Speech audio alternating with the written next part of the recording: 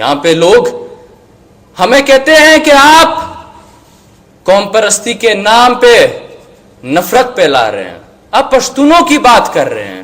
آئے ہم آپ کو مناظر دکھاتے ہیں، آئے ہم آپ کو اسی زندگی میں دوزخ دکھاتے ہیں جو ہمارے وطن کو اس ریاست نے بنا دیا ہے۔ ہم نے یہاں پہ جمہوریت کے خاطر، انصاف کے خاطر، امن و امان کے خاطر ہم نے بہت سی قربانیاں دی ہیں، چاہے وہ یحییٰ خان کا دور ہو، ضیاء الحق کا دور ہو، یا پھر مشرف کا دور ہو۔ ہم نے مردانہ قربانیاں دی ہیں، جد و جہد کی ہے، ہم نے شہادتیں دی ہیں یہاں پہ۔ اور جب بھی پاکستان کے تاریخی ادوار میں جمہوری پارٹیوں کا کوئی اتحاد بنا ہے یا محاذ بنا ہے، اس میں پشتونخوا ملام پارٹی نے اپنا کلیدی کردار نبھایا ہے۔ اگر ہم محکوم قوموں کی بات کریں تو پشتونخوا ملام پارٹی پشتون بلوچ سندھی فرنٹ میں رہ چکی ہے۔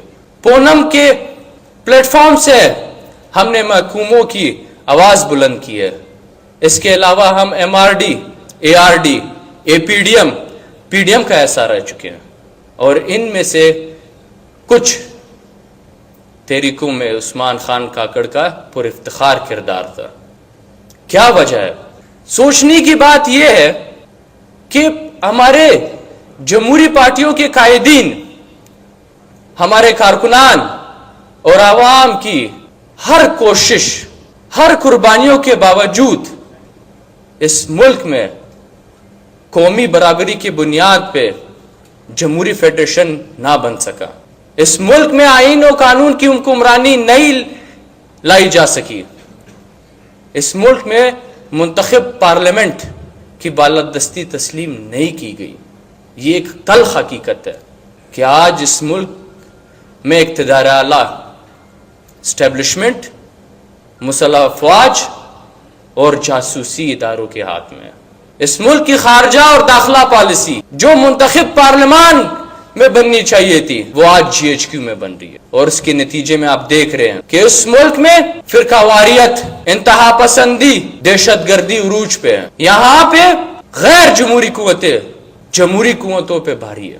ہماری اسٹیبلشمنٹ نے اس ملک کو عالمی دہشت گردی کا ایک مرکز بنا دیا۔ یہاں سے ہمسایہ ممالک اور ہمارے برادر اسلامی ممالک افغانستان میں نصف صدی سے جاریت اور مداخلت کی ایک ظلم، ایک بربریت سے بڑا ایک جنگ جاری ہے، جس میں لاکھوں افغانوں نے اپنی جان کی قربانی دی ہے۔ وہاں پہ افغان ملی اسٹیٹ کو برباد کر دیا گیا ہے، اور اس افغان جنگ کی وجہ سے پاکستان میں پشتون بیلٹ، پشتون وطن کو دہشت گردوں کے حوالے کر دیا گیا۔ اس ملک میں ہمارے 1 لاکھ سے زائد شہریوں نے اپنی جان کی قربانی دی، افغان جنگ میں لقمہ اجل بنے ہیں۔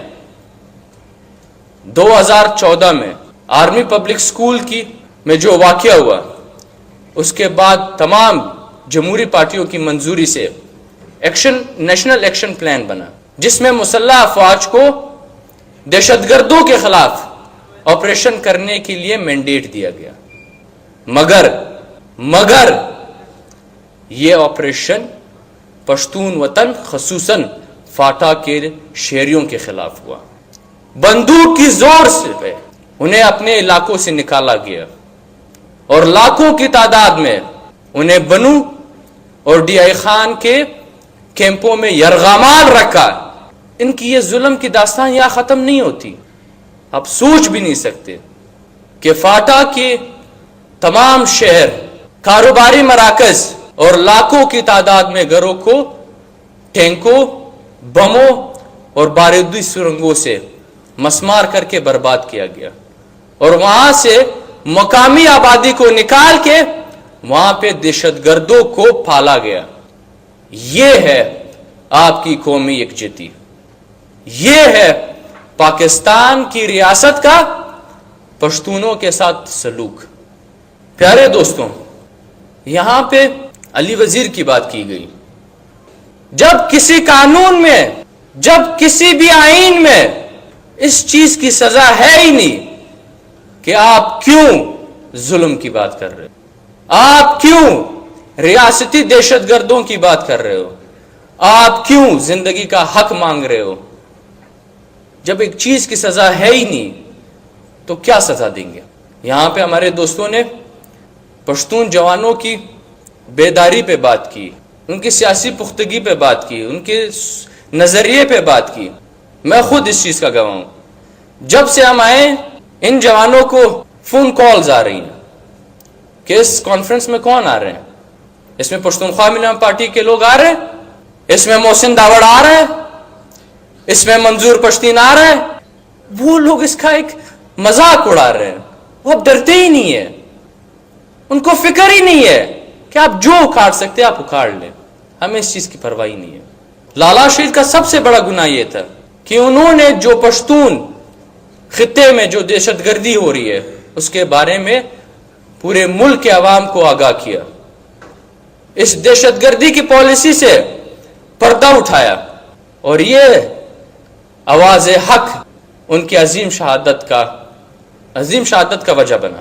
لہذا میری یہ درخواست ہے ان جمہوری قوتوں سے، میری درخواست ہے ان تمام پارٹیوں سے، تحریکوں سے، کہ اب یہ ملک اور برداشت نہیں کر سکتا، اور نہ ہی کوئی قوم اب اور محکومیت برداشت کر سکتی ہے. آئے بیٹھیں، ہوش کے ناخون لے.